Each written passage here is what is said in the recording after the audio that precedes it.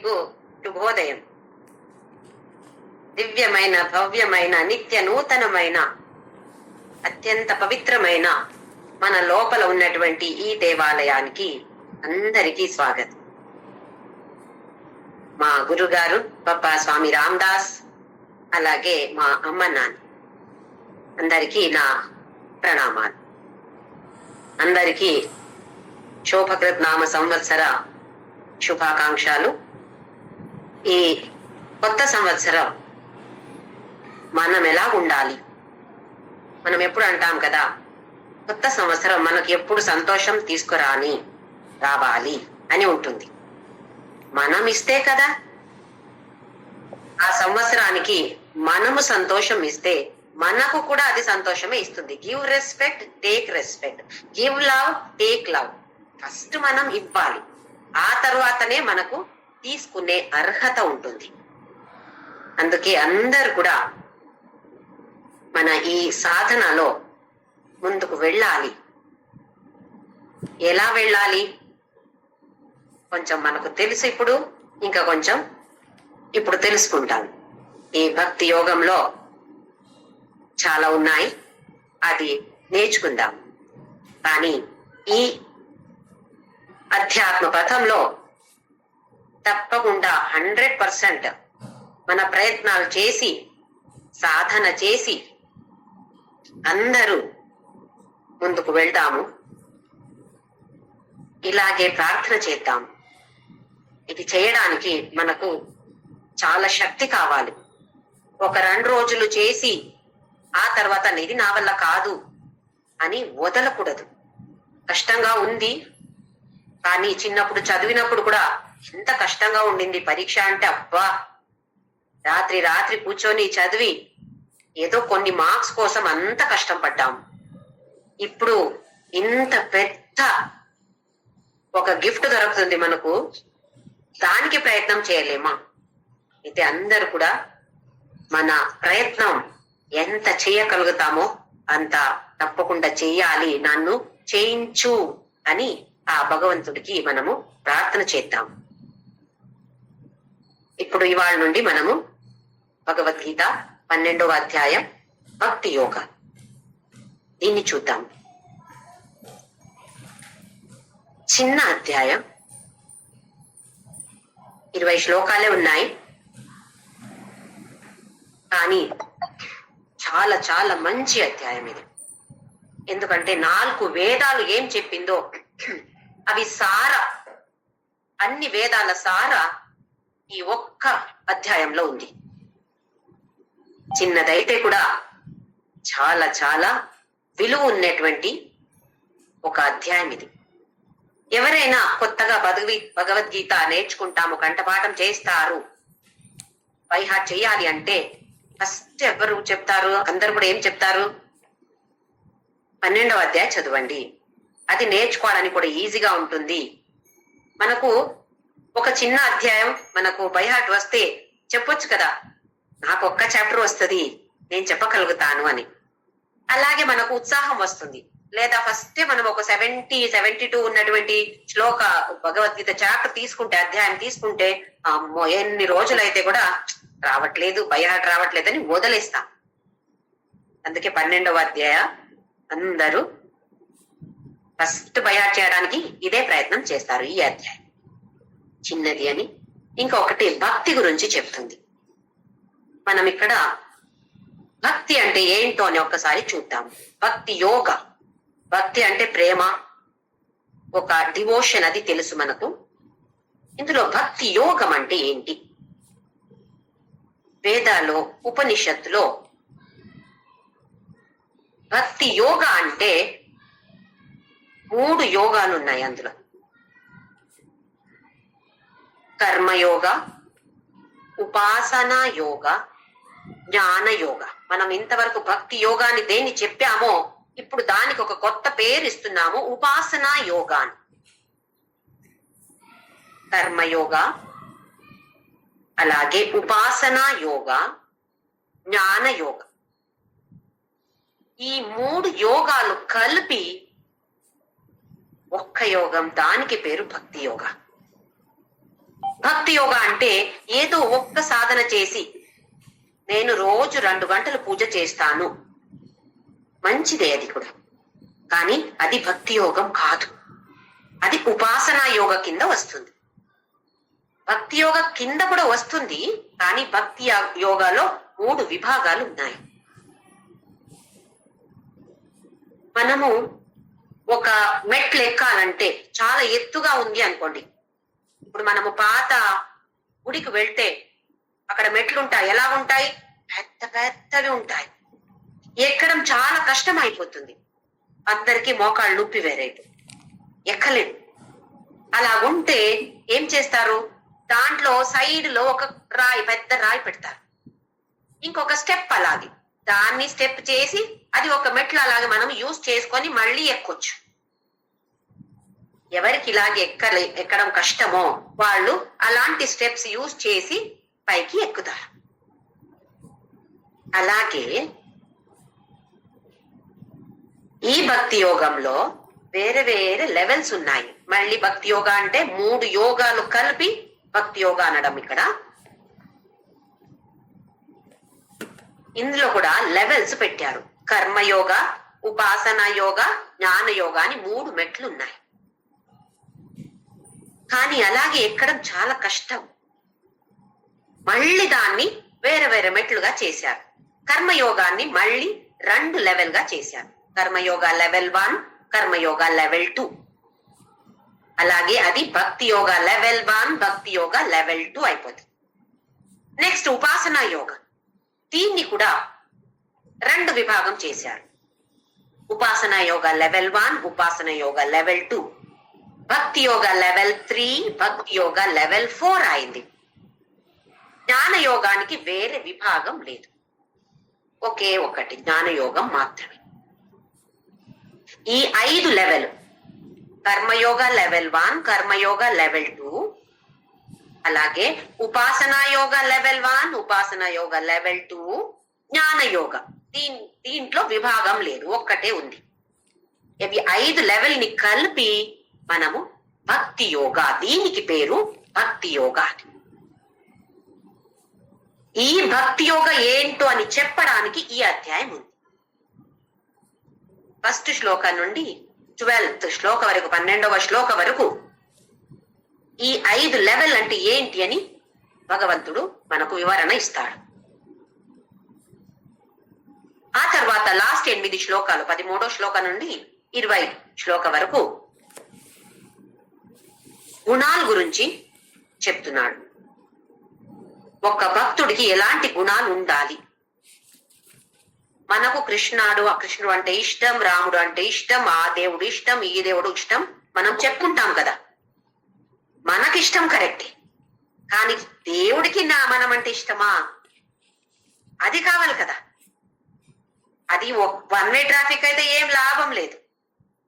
ఆయన కూడా మనల్ని ప్రేమించాలి కదా. ప్రేమించాలంటే మనం ఎలా ఉండాలి? ఆ గుణాల గురించి లాస్ట్ 8 శ్లోకంలో భగవంతుడు వివరణ ఇస్తాడు. ఇప్పుడు ఫస్ట్ నుండి 12 వరకు ఈ భక్తి యోగాల్లో 5 లెవెల్,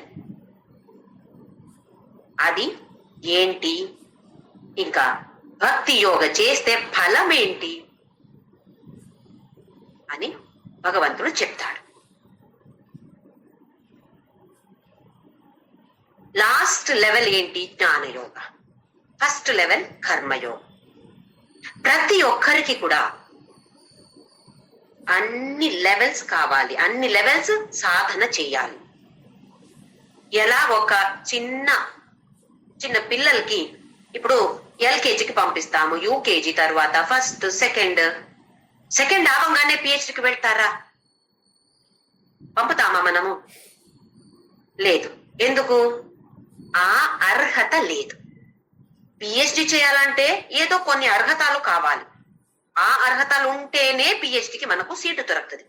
అలాగే 10th స్టాండర్డ్ ఎగ్జామ్ రాయాలి, క్లాస్ కు వెళ్ళాలంటే 9th పాస్ అవ్వాలి, అయిన తర్వాతనే 10th. ఎందుకు ఇలా పెట్టారు అంటే 10th లో సబ్జెక్టులు ఉన్నటువంటి ఏం సబ్జెక్ట్స్ ఉన్నాయో, దాంట్లో ఏ టాపిక్స్ ఉన్నాయో అది చేయాలంటే కొన్ని బ్యాక్గ్రౌండ్ కావాలి. అది చేయలేదు అంటే ముందుకు వెళ్ళలేదు. అలాగే ఇది కూడా కర్మయోగం. ఇవి చేస్తే ఏమవుతుంది? కర్మయోగ చేస్తే మనస్సు పరిశుద్ధంగా అవుతుంది. పరిశుద్ధం అవడాని కోసం కర్మయోగం చెయ్యాలి. అలాగే భక్తి ఉపాసనా యోగం. భక్తి యోగ అంటే మళ్ళీ ఇక్కడ అన్ని కలిపి భక్తి యోగ. అందుకే నెక్స్ట్ లెవెల్ ఉపాసనా యోగ. ఉపాసనా యోగ చేసినప్పుడు మనకు ప్రేమం నిండిపోతుంది. హృదయం నిండా ప్రేమమే. అప్పుడు మనము జ్ఞాన యోగానికి మనకు అర్హత వస్తుంది, క్వాలిఫికేషన్స్ వస్తుంది. కొందరు అంటారు, అయ్యో ఇవన్నీ ఎందుకండి, ఎందుకు అవన్నీ అక్కడ ఇక్కడ గుడికి వెళ్ళి మోసుకొని ఊరికే కూర్చోండి, మీరు ధ్యానం చేయండి. కొందరు చేయగలుగుతారు, అందరూ చేయలేరు. మనస్సు ఆ లెవెల్ కి రాలేదు అంటే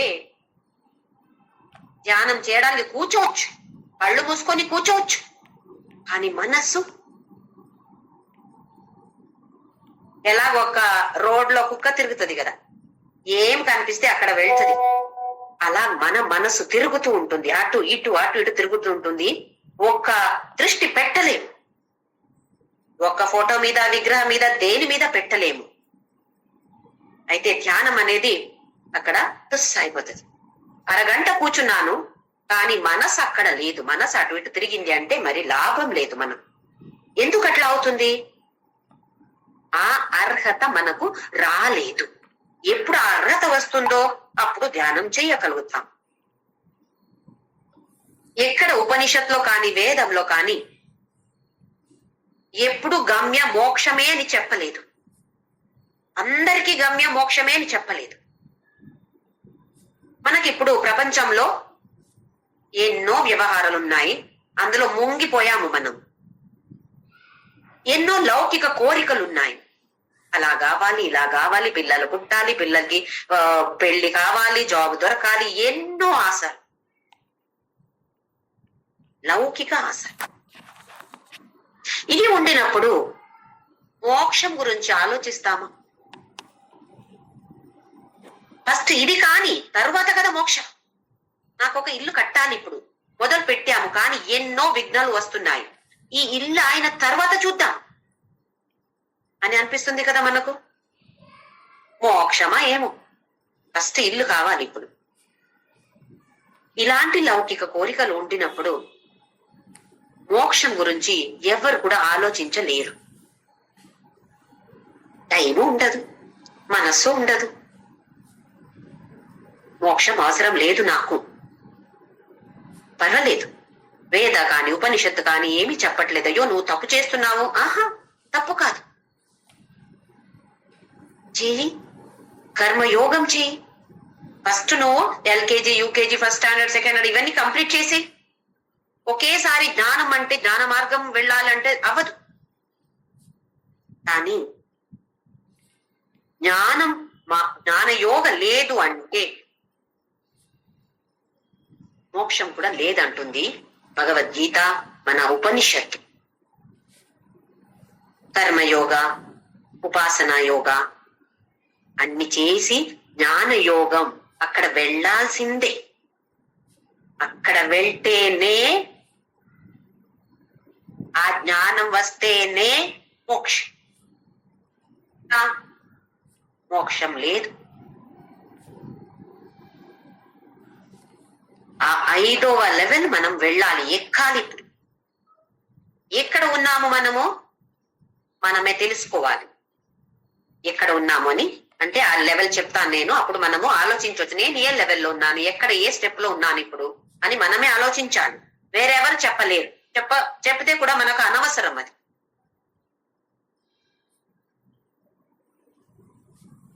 ఆదిశంకరాచార్య కూడా ఆత్మబోధంలో చాలా సుందరంగా చెప్తారు.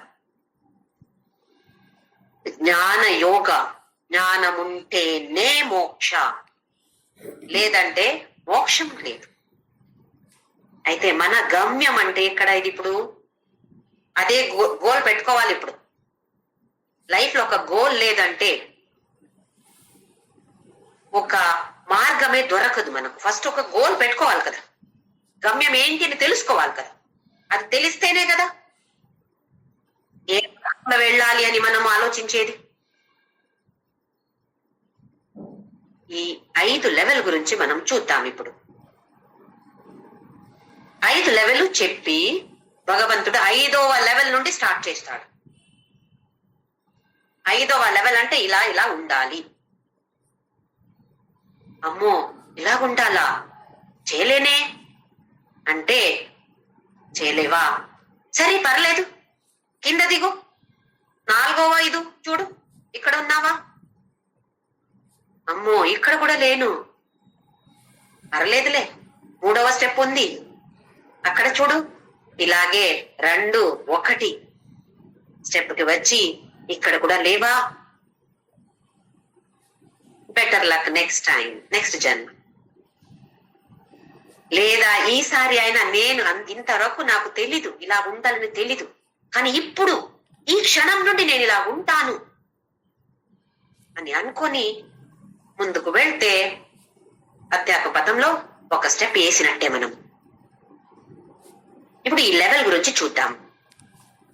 ఫస్ట్ది కర్మయోగ లెవెల్ 1. ఇక్కడ ఎలాగుంటే మన లౌకిక కోరికలు, లౌకిక ఆశలు, మనము ప్రార్థన చేస్తాము, తిరుపతి వెళ్తాం, 108 ప్రదక్షిణలు చేస్తాము, మెట్టులేకి నడిచి వెళ్ళానండి నేను. దేనికి వెళ్ళాము? లౌకిక కోరిక ఉండింది, అది తీరింది, దానికోసం వెళ్తున్నాను. అధ్యాత్మ కోరిక కాదక్కడ, లౌకిక కోరిక. అయితే వెళ్ళకూడదా? ఇలా పూజ తిరుపతి వెళ్ళడం తప్పు కాదు, చెయ్యాలి, ఇవి అన్ని చెయ్యాలి. ఇది తప్పు అని మన వేద ఉపనిషత్ భగవద్గీత చెప్పట్లేదు, మన పురాణం చెప్పట్లేదు. తప్పకుండా చేయండి. ఇది కర్మయోగ లెవెల్ 1 సకామ కర్మ. సకామ అంటే నా కోరికలు తీరడాని కోసం నేను ఈ పని చేస్తున్నాను, ఈ పూజ చేస్తున్నాను, ఏదైనా చేస్తున్నాను. కానీ అందులో చేసినప్పుడు కొన్ని కండిషన్స్ ఉంటాయి. అది చేస్తే కర్మయోగం అయిపోతుంది. అంటే వెళ్ళడానికి డబ్బు కావాలి. ఎలా సంపాదించాము డబ్బు? నీతి మార్గంలో వెళ్ళి సంపాదించామా, లేదా లంచం తీసుకొని సంపాదించాము? లంచం తీసుకొని సంపాదించాము అంటే భగవద్గీత అనవసరం, మనకు చదివే అవసరమే లేదు. ఎందుకు? మరి ఏ లాభం ఉంది? ఏమి లాభం లేదు కదా. అలాంటి మార్గంలో మనం వెళ్తామంటే నెక్స్ట్ జన్మలో చూద్దాం. ఇంకా నీతి మార్గంలో మనము వెళ్ళి ధర్మ మార్గాన్ని అనుసరించి ఇది వచ్చిందా, ఇది చేస్తున్నామా, ఈ కార్యం నేను చేస్తున్నానా అని మనల్ని మనం ప్రశ్న చేసుకోవాలి. అలా ఉంటే రైట్ పెట్టొచ్చు, టిక్ పెట్టొచ్చు. ఇంకా ఒకటి, ఇది చేసి ఈ పూజను ఏదో చేసి, ఈ కర్మము ఏదో చేసి ఫలం ఎలాగుంది, రిజల్ట్ ఎలాగుంది, ఫలితాంశం ఎలాగుంది, నాకు కావాల్సినట్టే ఉందా, కావాల్సినట్టు లేదా, లేదు అంటే కూడా ఈశ్వర ప్రసాద బుద్ధి అని తీసుకునేటువంటి ఒక్క మనోభావం ఉంటే చాలు. ఇవి 2 కండిషన్స్. మనం మంచి మార్గంలో ఉండాలి. ఇంకొకటి, ఏమి వస్తే కూడా దాన్ని ఈశ్వర ప్రసాదం అని స్వీకారం చేస్తాను నేను అనే మనోబుద్ధి ఉంటే కర్మయోగ లెవెల్ 1 సకామ కర్మ. ఇలాగే చేస్తాము కొన్ని రోజులు అయిన తర్వాత, అయ్యో నేను స్వార్థంగా నా కోసమే చేస్తున్నానే, ఎందుకు ఇట్లా మనసు వస్తుంది? ఎందుకంటే మంచి మార్గంలో ఉన్నాము, ఈశ్వర ప్రసాద బుద్ధి అని అనుకున్నప్పుడు మనసు కొంచెం నిర్మలంగా అవుతుంది, పరిశుద్ధం అవుతుంది, శుద్ధీకరణం అవుతుంది. అప్పుడు ఓహో, నేను వేరే వాళ్ళకి ఏమి చేయలేదే, ఇంతవరకు ఒక్క పై ఎవరికి ఇవ్వలేదు, ఇప్పుడు కొంచెమైనా నేనేమన్నా పరోపకారం చేస్తాను, వేరే వాళ్ళకి ఉపకారం చేస్తాను. ఉపకారం అంటే మనకు అమ్మో నాకే డబ్బు లేదు ఇక్కడ, ఇంక వేరే వాళ్ళకి ఏమి ఇవ్వడం అని అనిపించవచ్చు. డబ్బు ఇచ్చి మాత్రమే ఉపకారం కాదు, ఎన్నో మార్గాలు ఉన్నాయి ఉపకారం చెయ్యాలి అంటే.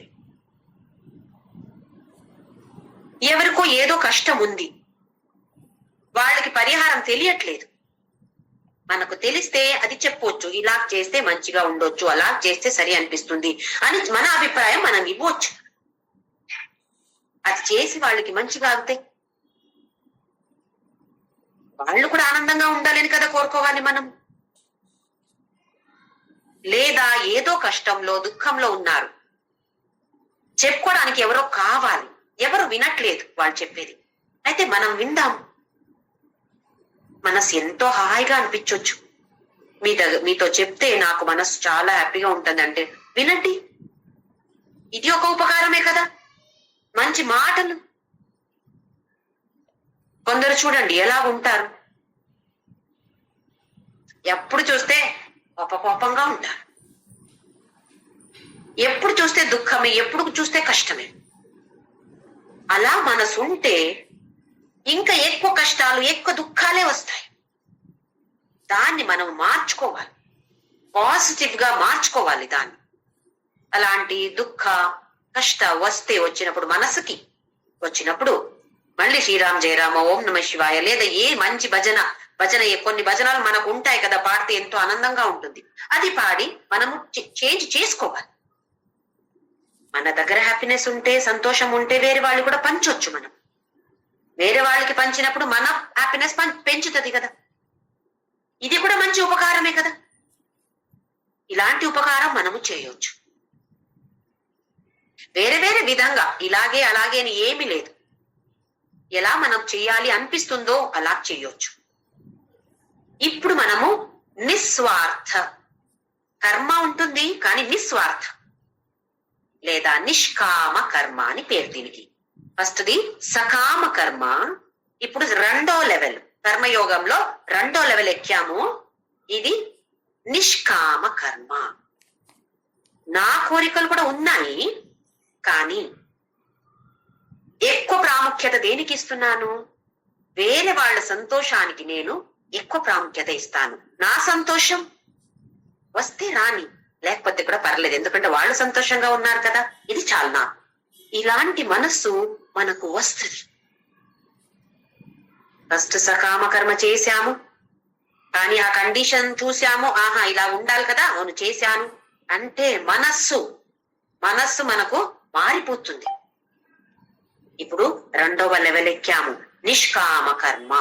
ఏమి చేస్తే కూడా కొంచెమైనా మనకు చేస్తాము, కానీ కొంచెమైనా వేరే వాళ్ళు కూడా చేస్తాను అని మనస్సు వస్తుంది. ఇప్పుడు మళ్ళీ మనస్సు ఇంకా పరిశుద్ధంగా అవుతుంది. ఎంతో చెత్త ఉంది కదా మనస్సులో, అవి అన్ని తీసి పడేయాలి కదా.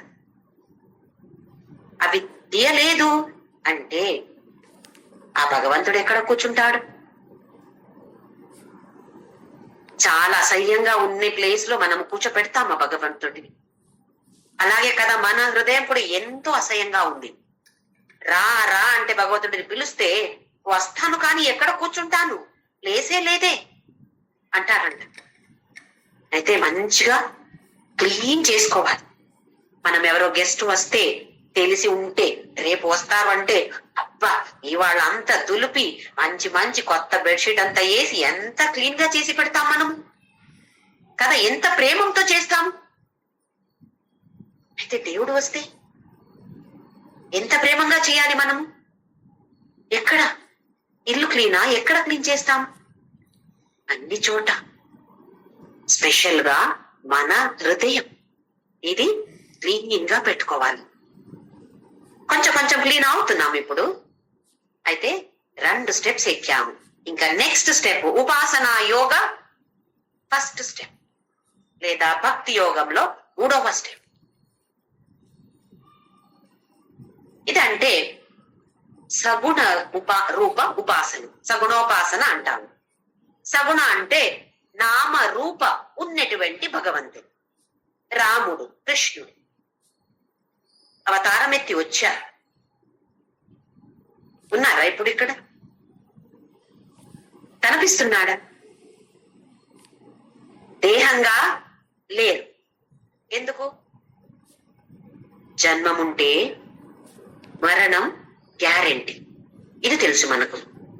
అయితే జన్మిస్తే మరి చనిపోవాలి కదా, వెనక వెళ్ళాలి కదా. అందుకే రాముడు వెళ్ళాడు, కృష్ణుడు వెళ్ళాడు. ఎవరికో కనపడొచ్చు, కానీ ఆ దేహంలో ఇప్పుడు లేడు. మనం చాలా ప్రేమంగా పిలిస్తే రావచ్చు, కానీ అక్కడ ఉండట్లేదే, మళ్ళీ వెళ్ళిపోతాడు కదా. ఇది సగుణోపాసన. అయితే ఉపాసన యోగ 2 లెవెల్ కూడా సగుణోపాసనలే. నామ రూప గుణ ఉన్నటువంటి భగవంతుడిని ఉపాసన చేయడం, పూజ చేయడం, ఎలాగైనా ఏదో విధంగా అభిషేకం, పూజ వేరే వేరే విధంగా చేయొచ్చు. దీనికి పేరు ఉపాసనా యోగ. అందులో ఫస్ట్ లెవెల్ అంటే ఏకరూపీ ఈశ్వర. ఎవరో ఒక్కరిని మాత్రమే ప్రముఖంగా పెట్టుకొని పూజ చేయడం. అందరిది చేస్తాము, కానీ నాకు సాయిబాబా అంటే చాలా ఇష్టం, షిరిడి బాబా అంటే ఇష్టం, పుట్టపర్తి బాబా అంటే ఇష్టం, లేదా రామ అంటే ఇష్టం ఉంటుంది కదా, ఇష్ట దేవత అని. ఎవరిని పూజించలేదు అని కాదు, అందరిని పూజిస్తాను, కానీ ఎవరు ఒక్కరు చాలా ఎక్కువ ఇంపార్టెన్స్ ఉంది. ఇది ఏకరూపం. ఉపాసనా యోగ లెవెల్ 2. దీనికి వెళ్తే అనేక రూపీ ఈశ్వర. చూశాం కదా విశ్వరూప దర్శనంలో 11th చాప్టర్ లో మనం చూశాం. అన్ని చోట భగవంతుడే ఉన్నాడు, ఎక్కడ చూస్తే భగవంతుడే కనపడతాడు. ఈ భావన ఎప్పుడు వస్తుంది? మనస్సు పరిశుద్ధంగా అవ్వాలి. ఫస్ట్ నుండి కొంచెం కొంచెం క్లీన్ అవుతుంది. ఎలా మనం యాసిడ్ వేసి ఎలా చేస్తాము? బాత్రూమ్ అంతా ఎలా క్లీన్ చేస్తాము? యాసిడ్ కావాలి, ఏదా పోవట్లేదు. ఎన్నో సంవత్సరాలు, ఎన్నో జన్మల నుంచి అక్కడ ఉంది కదా, దాన్ని తీయాలంటే అంత సులభంగా పోతుందా? ఏకరూపీ ఈశ్వర సగుణ ఉపాసన లెవెల్ 1. లెవెల్ 2 అంటే అనేక రూపీ ఈశ్వర విశ్వరూప దర్శనం. ఎక్కడ చూస్తే భగవంతుడే ఉన్నాడు అని అలాంటి మనస్సు మనకు వస్తే ఇంకా ఒక్క మెట్లు ఎక్కాం, 4వ మెట్లు ఎక్కాం. ఇప్పుడు నెక్స్ట్ది జ్ఞానయోగ. జ్ఞానయోగ అంటే నిర్గుణ బ్రహ్మ,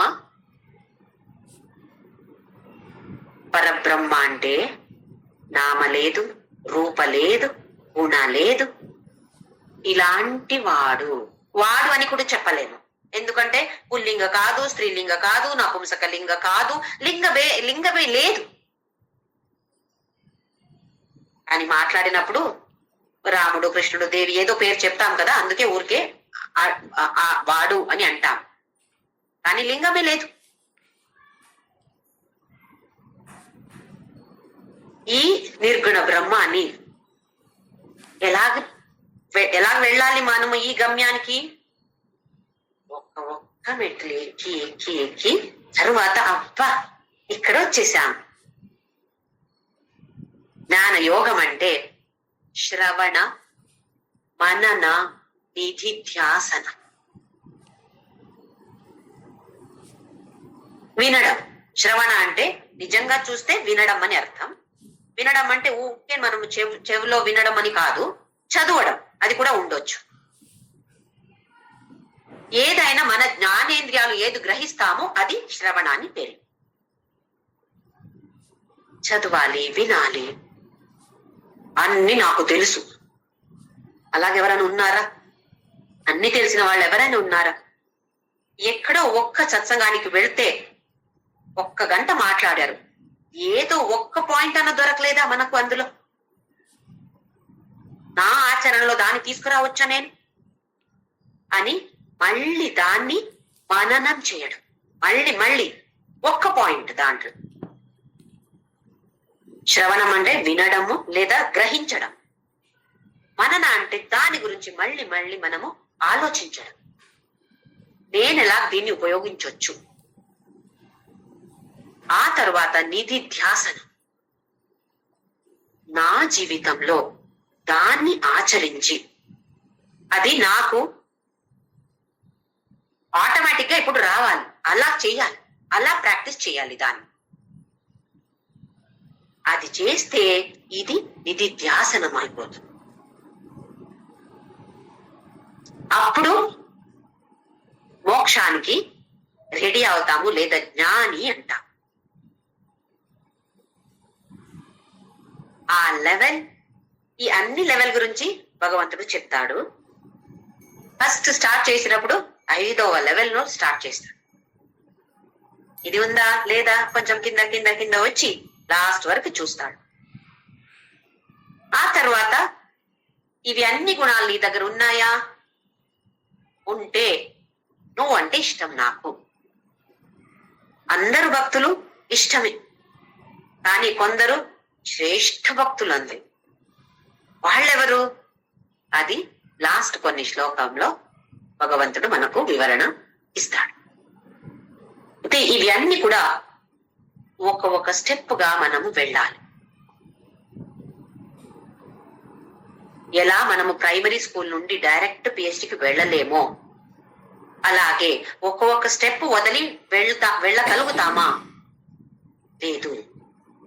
ఇవన్నీ చేసి చేసి ముందుకు వెళ్తాము. అయితే కొందరికి ఫస్ట్ నుండి చిన్నప్పటి నుండే బాగా ధ్యానం చేయడం అంటే చాలా ఇష్టం. వాళ్ళేం కర్మయోగ చేశారు, వాళ్ళేం ఉపాసన యోగ చేశారు అని అడగొచ్చు, మనకు సంశయం రావచ్చు. ఇది గుర్తు పెట్టుకోవాలి. మనము ఒక జన్మంలో ఒక ఇది చేసి ముందు ముందు ముందు వెళ్తున్నాం, ముందుకు వెళ్తున్నాం. ఎలాంటి వాసనాలు మన స్టోర్ చేశామో దాని ప్రకారం మన జన్మం ఉంటుంది, మన బ్రతుకుంటుంది. అయితే ఎవరు అలా ఉన్నారు అంటే మనం కూడా అలా ఉండాలని కోరుకోవడం తప్పు కాదు, కానీ అర్హత ఉందా లేదా? అర్హత లేదు అంటే అక్కడ వెళ్ళలేము, ఇక్కడ నుండి స్టార్ట్ చేయాలి. కర్మయోగం అందరూ చేయొచ్చు, మనకు ఆ కండిషన్స్ కూడా తెలుసు. అదైనా ట్రై చేద్దాం అందరూ. ఇప్పుడు స్టార్ట్ చేద్దాము. ఓం శ్రీకృష్ణ పరబ్రహ్మణే నమః. అథ శ్రీమద్భగవద్గీత ద్వాదశోऽధ్యాయః. భక్తియోగః. అర్జున ఉవాచ ఏవం సతతయుక్తాయే భక్తాస్త్వాం పర్యుపాసతే ఏ చాప్యక్షరమవ్యక్తం తేషాం కే యోగ విత్తమాః. ఎలా మనకు సంశయం వస్తూ ఉంటాయో, అప్పుడప్పుడు మనకు సంశయాలు వస్తాయి కదా, అలాగే అర్జునుడి కూడా సంశయం వస్తుంది. ఎప్పుడు మనకు సంశయం వస్తే అది క్లియర్ చేసుకోవాలి. లేదు ఆ సంశయం అలాగ ఉంటే మళ్ళీ మళ్ళీ ముందుకు వెళ్తే కూడా ఆ సంశయాలు వేరే వేరే సంశయాలు వస్తాయి. ఈ సంశయం కూడా స్ట్రాంగ్ గా ఇంకా ముందుకు వెళ్తుంది. అందుకే సంశయం వచ్చినప్పుడు ఎవరికి తెలుసో వాళ్ళ దగ్గర అది క్లియర్ చేసుకోవాలి.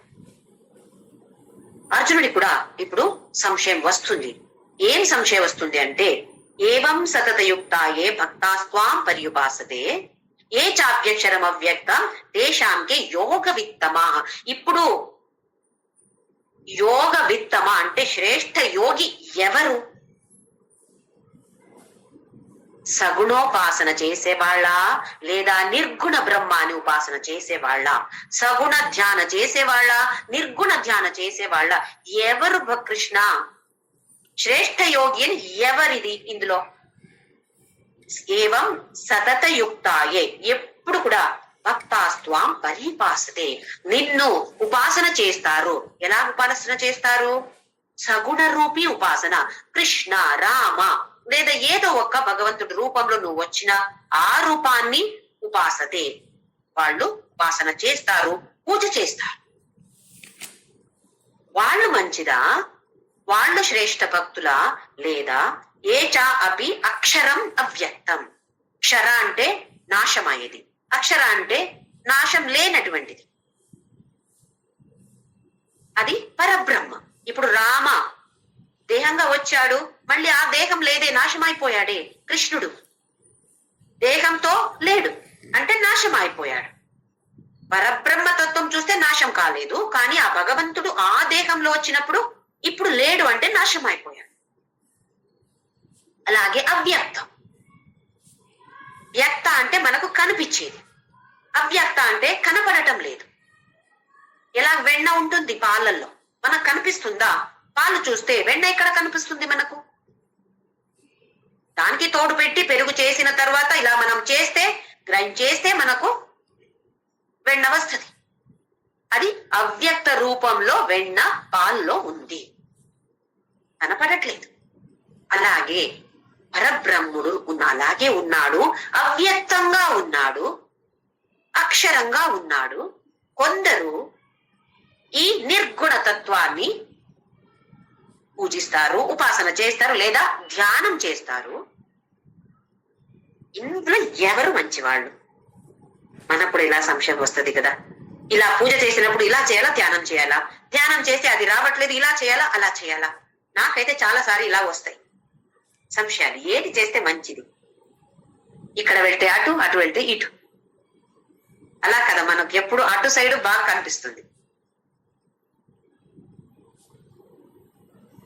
నాకు సంశయం వస్తే భగవంతుడి దగ్గర కనుక్కోవాలి కదా, మనం అడగాలి కదా ఏది కరెక్ట్ అని.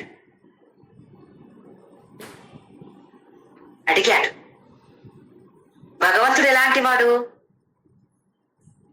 ఇప్పుడు మన స్కూల్లో వెళ్ళినప్పుడు మనకు అనుభవం ఉంది. ఏదో ఒక సంశయం వస్తే టీచర్ని అడగాలంటే భయం. ఎందుకు? ఏదో ఊరుకో, షటప్ అని అంటారేమో. ఇంత సిల్లి ప్రశ్న ఏంటి అడుగుతున్నావు, ఇంత తెలీదా నీకు, అరుస్తారేమో.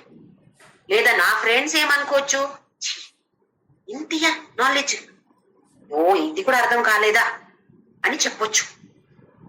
ఆ భయంతో మనము అడగట్లేదు. ఇక్కడ ఎంత మంచి టీచర్ మనకు దొరికారు, పరమాత్ముడే ఉన్నాడు. అలాగంటాడా? ఆయనకు తెలుసు ఇది చాలా సిల్లి ప్రశ్న, కరెక్ట్ కాదు, ఇది రాంగ్ ప్రశ్న అని తెలుసు. ఎందుకు రాంగ్ అని చెప్తాను నేను ఇప్పుడు. రాంగ్ ప్రశ్న ఇది.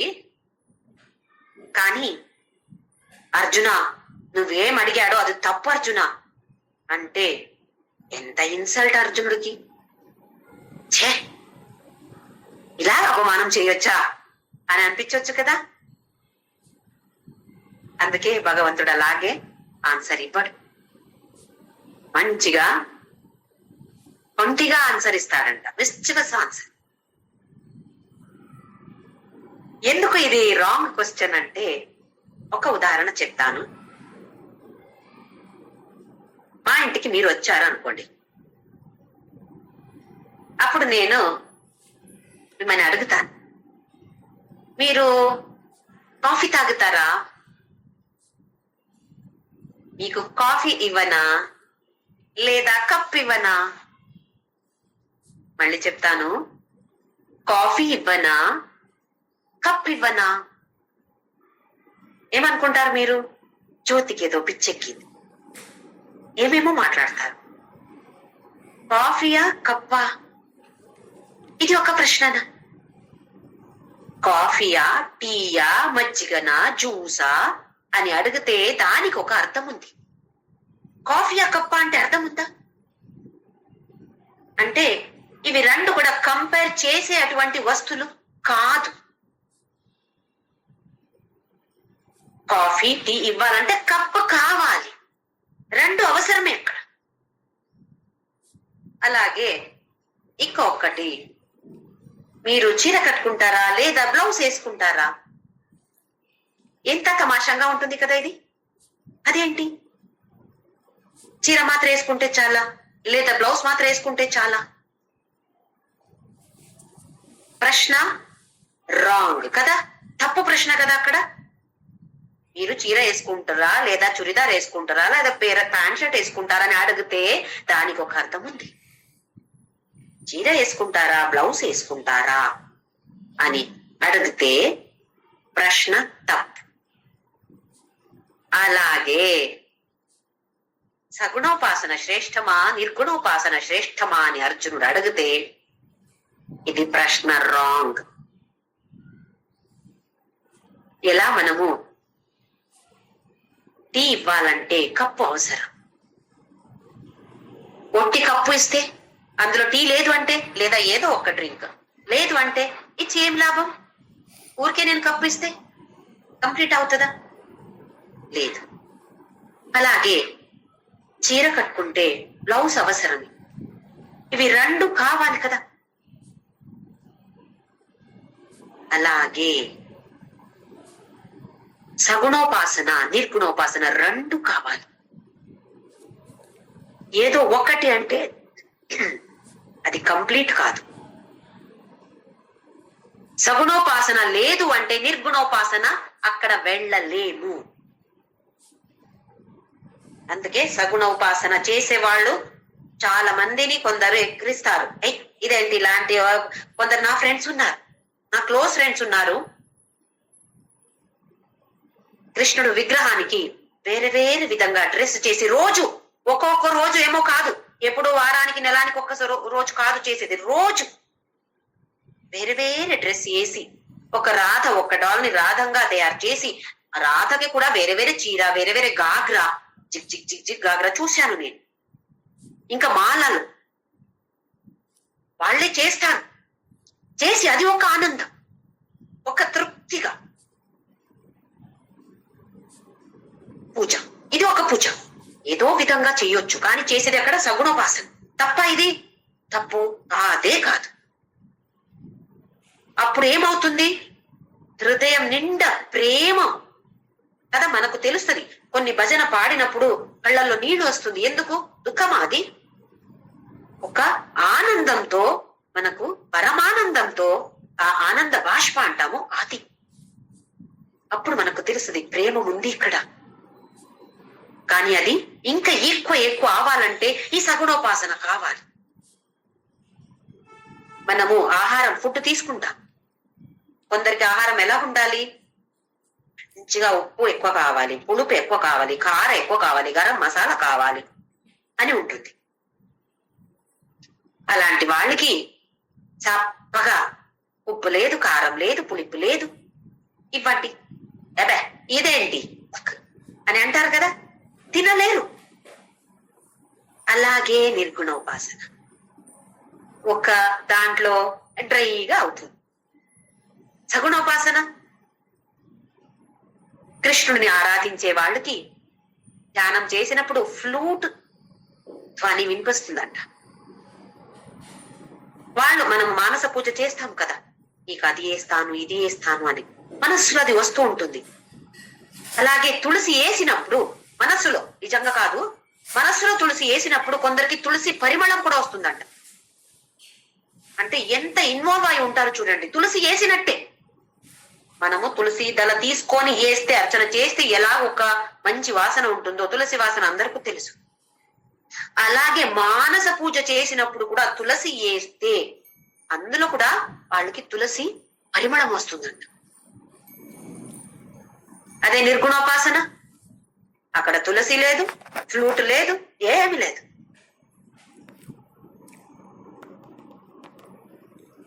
అది అంత ఈజీయా? దానికి వెళ్ళాలంటే ఇది చేసి, పర్వాలేదు ఎవరైనా చేసే వాళ్ళు ఉంటే, అయ్యో నేను ఇలా చేస్తున్నానే అని బాధపడకండి. మంచిగా మళ్ళీ ఎక్కువ చేసి చేసి చేసి 100% హృదయం పరిశుద్ధమైందో మోక్షమే తర్వాత. ఎందుకంటే జ్ఞాన మార్గం దాన్ని ఎక్కుతాం, ఆ స్టెప్ ఎక్కుతాం. జ్ఞాని ఇంకో సగుణోపాసన చేసేవాళ్ళు నిర్గుణోపాసన చేసే వాళ్ళకి ఉదాహరణ ఇస్తాను. సగుణోపాసనలో రామకృష్ణ పరమహంస ఎలా ఒక ప్రేమంతో కాళీ మాతాని పూజ చేసి అందరిలో కాళీయే కనపడి, ఇంకా పూజ చేస్తూ చేస్తూ అంత ఇన్వాల్వ్ అయి ఆ సమాధి స్థితిని పొందారు. సగుణోపాసన, నిర్గుణోపాసన కాదు అక్కడ, అది చేసి అక్కడ వెళ్ళడం. ఇంకా డైరెక్ట్ గా నిర్గుణోపాసన చేసే వాళ్ళల్లో ఉదాహరణ ఇవ్వాలంటే భగవాన్ రమణ మహర్షి తిరువణ్ణామలై. నేను ఎవరు, నేను ఎక్కడి నుంచి వచ్చాను, ఎక్కడికి వెళ్తున్నాను, ఏం చేస్తున్నాను ఇక్కడ, దీని గురించి ఆలోచించు అని చెప్పిన గురు భగవాన్ రమణ మహర్షి. ఎవరు ఎక్కువ ఎవరు తక్కువ? ఎవరు ఎక్కువ తక్కువ లేదే. ఇప్పుడు 2వ శ్లోకంలో భగవంతుడు ఏం ఉత్తరం ఇస్తాడో చూద్దాం. మయ్యావేశ మనో ఏ మాం నిత్యయుక్తా ఉపాసతే శ్రద్ధయా పరయోపేతాః ఏ మే యుక్తతమా మతాః. ఏమంటున్నాడంటే మై ఆవేశ్య మనో ఏ మాం, ఎవరు నాలో మనసు పెట్టి నిత్యయుక్త ఉపాసతే మంచిగా నన్ను ఉపాసన చేస్తారు అంటే సగుణ ఉపాసన, నిర్గుణ ఉపాసన కాదు ఇక్కడ, సగుణ ఉపాసన. కానీ మనస్సు నాలో ఎవరు పెట్టి, మనం చేస్తాం కదా పూజ అభిషేక అర్చన అన్ని చేస్తాము. ఎలా చేస్తాము? మెకానికల్ గా చేస్తాము. మనస్సు ఇవాళ మధ్యాహ్నం ఎవరో లంచ్ కి వస్తారు, భోజనానికి వస్తారు, ఓ ఆ కూరకాయ ఫ్రిడ్జ్ లో లేదే, మా వారికి ఇప్పుడు చెప్పాలి, తీసుకురమ్మని చెప్పాలి. ఏం చేస్తుంది ఇక్కడ? అర్చన చేస్తుంది, అభిషేకం చేస్తుంది. మనస్సు అందులో లేదు. అలా కాదు, ఎవరు మనస్సు నాలో పెట్టి యుక్తంగా ఉండి నన్ను ఉపాసన చేస్తారో శ్రద్ధ కావాలి. ఎవరో చెప్పారు, ఎలాగో చెప్పారు కదా, ఒకటి చేసి చూద్దాం, నమ్మకం లేదు అంటే పనికి రాదు. శ్రద్ధతో, నమ్మకతో, శ్రద్ధతో చేసి పరయోపేతాః తే మే యుక్తతమా మతాః. ఎవరిలా ఇంకా వేరెవరు లేరు నాకు, నువ్వే అని ఎవరు చేస్తారో, ఎవరు పూజ చేస్తారో అతనే శ్రేష్ఠ యోగి. జాగ్రత్తగా వినాలి ఇది. అతనే శ్రేష్ఠ యోగి అని అన్నాడు. ఎవరు మంచి వాళ్ళు అని అడిగితే, వీళ్ళ వాళ్ళ అని అడిగితే ఇంకా వాళ్ళ గురించి చెప్పలేదు, ఇప్పుడు వీళ్ళ గురించి చెప్పాడు. అతనే శ్రేష్ఠ యోగి అని నా అభిప్రాయం అని చెప్పాడు. అయితే మనకు ఎవరెవరు సగుణోపాసన చేస్తారో కండిషన్ పెట్టాడు కదా, ఆ కండిషన్ మనము ఫాలో అవుతున్నామా లేదా చూసుకుందాం. పూజ అయితే అందరూ చేస్తాం, అందులో శ్రద్ధ ఉందా? మనస్సు భగవంతుడి మీద పెడుతున్నానా లేదా? అటు ఇటు తిరుగుతుందా మనస్సు? తిరిగితే మళ్ళీ తీసుకురావాలి. నువ్వే నాకు, ఇంకెవరు లేరు నాకు, ఇలాంటి ఒక శ్రద్ధతో నేను చేస్తున్నానా? ఇంకా వేరే వాళ్ళని వెళ్ళి అడిగేది కాదు, మనల్ని మనం ప్రశ్న వేసుకోవాలి.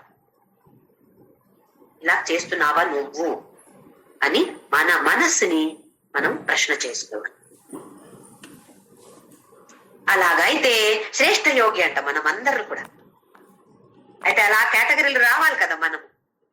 అయితే ట్రై చేద్దాం. ఇలాగేమేం కండిషన్ పెడతాడో అవి అన్ని మనము కొంచెమైనా ప్రయత్నం చేసి చూద్దాం ఎలాగ అవుతుందో, నా మనసు ఎలా మారుతామే కదా. అంత ట్రయల్ అండ్ ఎర్రర్ మెథడ్. ఇంకొక ఇందులో ఏది మనకు మంచిగా అనిపిస్తుందో అది దాన్ని తీసుకొని అందులో ముందుకు వెళ్ళడం. నెక్స్ట్ చూద్దాం 3వ సంయమ్యేంద్రియ గ్రామం సర్వత్ర సమబుద్నువంతి మామేవ సర్వభూతహితే రతా. నిర్గుణ బ్రహ్మ 2వ శ్లోకంలో సగుణ బ్రహ్మోపాసన ఎవరు చేస్తారో కండిషన్ తో అని నా అభిప్రాయం అని చెప్పారు. ఇప్పుడు ఎవరు అర్థం మళ్ళీ క్షర లేనివాడు, అనిర్దేశ మనము వర్ణించలేము.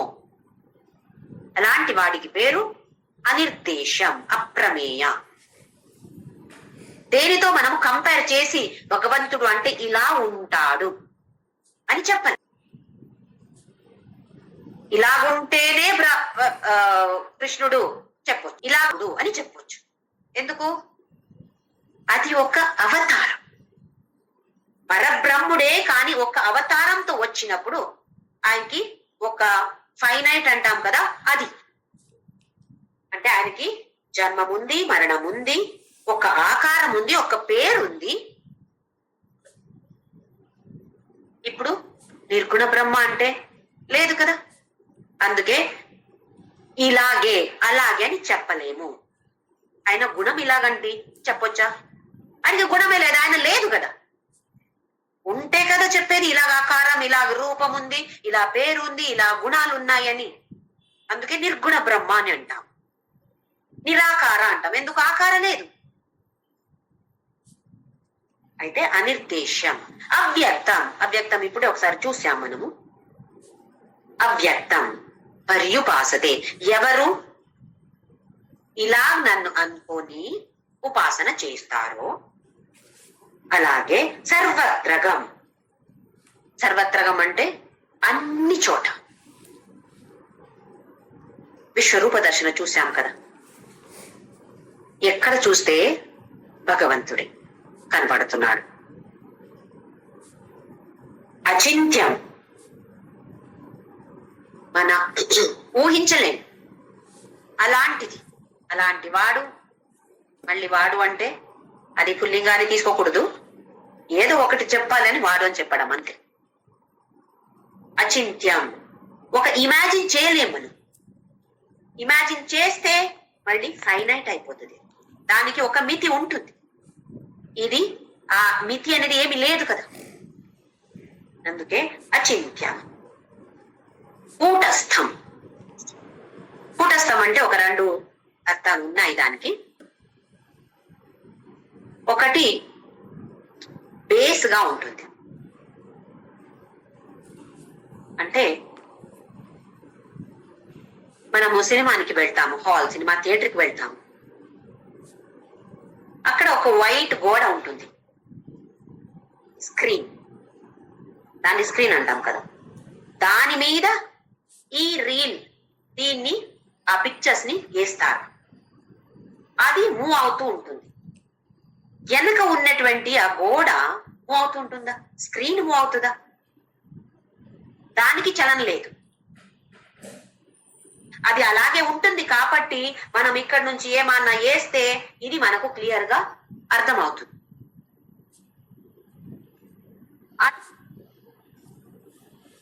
వెనకది మూవ్ అవుతుంది, ఇక్కడ సినిమా కూడా ఇలాగ అవుతుంది, రెండు కూడా మూవ్ అవుతుంది అంటే మనకి ఏమి సినిమా అర్థమే కాదు. అయితే అది ఒక ఆధారంగా ఉంది, ఒక బేస్ ఉంటుంది. మనకు కూడా చిన్నప్పుడు నేను ఇలాగున్నాను, ఇప్పుడు ఇలాగున్నాను అని మనకు ఏదో గుర్తు వస్తుంది కదా. ఎట్లా గుర్తు వస్తుంది? మూమెంట్ అవుతుంది కదా, మన చేంజెస్ అవుతుంటుంది కదా. మనకు ఎలా తెలుసు అంటే ఏదో ఒకటి లోపల ఉంది, అది చేంజే కావట్లేదు, అలాగే బేస్ గా ఉంది. ఎలా మన స్క్రీన్ మీద చూస్తున్నామో ఆ స్క్రీన్ మూవ్ అవ్వట్లేదో, ఏమి చేంజ్ లేదో, అలాగే ఇక్కడ కూడా లోపల ఉన్నటువంటి మన ఆత్మ అంటాం కదా, పరమాత్మ, జీవాత్మ అంటాము. ఆ ఆత్మ అనేది దానికి ఏ చేంజ్ లేదు, ఏ మార్పు రాదు. మార్పు ఎక్కడ వస్తుంది? మన దేహంలో వస్తుంది. అది ఏమి మార్పు లేక అలాగే ఉంది కాబట్టి మనకు తెలుస్తుంది, నేను చిన్నప్పుడు ఇలా ఉన్నాను, ఇప్పుడు ఇలా ఉన్నాను. అది కూడా చలనం ఉంటే మనకి ఏమి తెలిసేదే కాదు. నీళ్లు ప్రవహిస్తుంది, నదికి వెళ్తే చూస్తే నీరు ప్రవహిస్తూ ఉంటుంది. కింద ఒక గ్రౌండ్ స్ట్రాంగ్ గా ఉంది కదా, దాని మీద ప్రవహిస్తుంది కదా. ఆ బేస్ కూడా లేనటువంటి రివర్ చూసామా? బేస్ కావాలి కదా, అవసరమే కదా. అలాగే మన దేహ అనేది 6 విధంగా మార్పు వస్తుంది. ఫస్ట్ అవ్యక్తంగా ఉంటాము, అంటే కనపడము. ఆ తర్వాత పుట్టుతాం. ఆ తర్వాత మనకు గ్రోత్ ఉంటుంది, కొంచెం కొంచెమే. ఎప్పటి వరకు? ఒక 22 ఇయర్స్ వరకు కదా. ఆ తర్వాత పెరుగుతామా? లేదు. ఆ తర్వాత కొంచెం కొంచెం మార్పు మాత్రమే వస్తూ ఉంటుంది. నిన్న కాళ్ళ నొప్పి లేదు, ఇవాళ భయంకరంగా కాళ్ళ నొప్పి ఉంది. మొన్న చాలా హ్యాపీగా ఉన్నాను, ఇవాళ అయ్యో చాలా దుఃఖంగా ఉన్నాను. ఎన్నో మార్పులు, మనస్సులో మార్పులు, దేహంలో మార్పులు. ఆ తర్వాత ఒక 60, 70 అక్కడ వరకు వెళ్లే అవసరమే లేదు. ఇప్పుడు అక్కడ వెళ్ళామో ఇంకా క్షీణం అయిపోతుంది. దేహం కూడా క్షీణం అవుతుంది, మనస్సు కూడా క్షీణం అవుతుంది. బలం తక్కువ అవుతుంది కదా మనకు. దేహానికి బలం తక్కువ అవుతుంది, బుద్ధికి కూడా మనస్సుకి కూడా తక్కువ అవుతుంది. ఆ తర్వాత మృత్యు, చనిపోవాల్సిందే.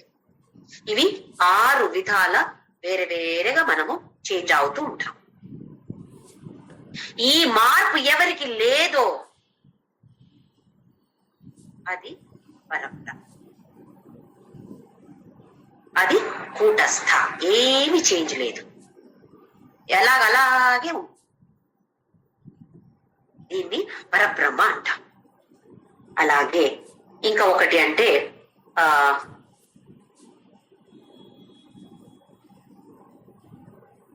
అయానికి ఏమంటాము? లోహం. ఏదైనా లోహం ఉంటే లోహాన్ని మనము మార్పు తీసుకురావాలంటే ఏం చేస్తాము? అదే లోహం ఒక బేస్ గా పెట్టుకొని దాని మీద ఏ ఆబ్జెక్ట్ ని మనము చేంజ్ చేయాలో దాన్ని పెట్టి, ఇప్పుడు అయన్ స్మిత్ ఉంటారు కదా, బ్లాక్ స్మిత్ అంటాం కదా, నాకు తెలుగులో సరిగా వర్డ్ తెలీదు. వాళ్ళు అలా కొడతారు, కానీ కిందది బేస్ గా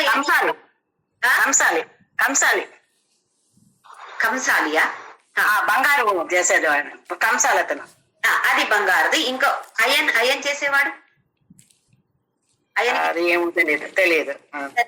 లోహం ఏదో కంచరలు అంటారు, అదే గొడ్డళ్ళు కత్తులు చేస్తారు కదమ్మా. కింద అలాగే ఒక లోహం పెట్టుకుంటారు, దాని మీద ఈ ఆబ్జెక్ట్ ని పెట్టి దాన్ని కొడతారు. కింద ఉన్నటువంటి లోహానికి ఏం అవ్వదు, దానికి పేరు కూటస్థ. ఏమి చేంజ్ రాదు, కానీ దీంట్లో చేంజ్ వస్తూ ఉంటుంది. అంటే బేస్ గా ఏది ఉందో అది కూటస్థ. అచలం, చల లేనటువంటిది అంటే మూమెంట్ లేదు కదా, అటు ఇటు తిరిగేది ఏది? మన దేహం మాత్రమే. ఆ పరబ్రహ్మ అనే తత్వానికి మూమెంట్ లేదు. అలాగే ధ్రువం. ధ్రువం అంటే శాశ్వతంగా ఉండటం. ఏది శాశ్వతమో దానికి పేరు ధ్రువం. ఇప్పుడు సగుణ బ్రహ్మ అంటే శ్రీరాముడు, కృష్ణుడు. ధ్రువం కాదు కదా, శాశ్వతంగా ఇక్కడ లేరు కదా, ప్రపంచంలో వెనక వెళ్ళిపోయారే. అదే పరబ్రహ్మ ఎప్పుడు శాశ్వతంగా ఉంటుంది, ఉంటాడు, ఇవన్నీ చెప్పొచ్చు. కానీ ఎప్పటికీ ఎల్లప్పుడూ ఉన్నటువంటిది ఆ పరబ్రహ్మ. నెక్స్ట్ శ్లోక వచ్చే వారం చూద్దాము. ఇది పరబ్రహ్మ గురించి చెప్పాడు. ఆ తర్వాత 5th లెవెల్ వెళ్ళాలంటే అర్హత ఏంటి, క్వాలిఫికేషన్స్ ఏంటి అని నెక్స్ట్ శ్లోకంలో భగవంతుడు చెప్పబోతాడు. వచ్చే వారం చూద్దాం. అంటే మనమందరూ కూడా ఒక్క చిన్న చిన్న స్టెప్ ఉండొచ్చు. ఆ పెద్ద పెద్ద మెట్లు ఎక్కలేమంటే సరే పర్లేదు, చిన్న చిన్న స్టెప్.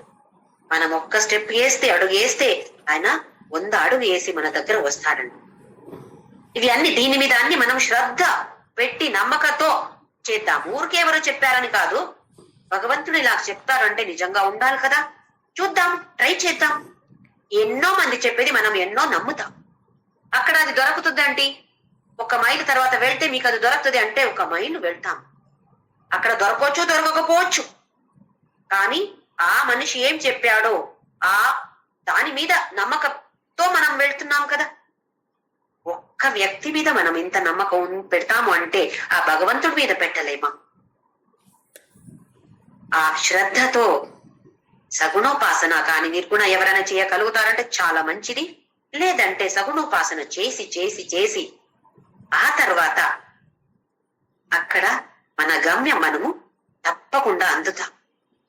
ఇది భగవంతుడు చెప్తాడు కదా, దీని మీద నమ్మక పెట్టి నామస్మరణ అయితే అందరూ అందరూ అందరూ కలిసి చేద్దాం.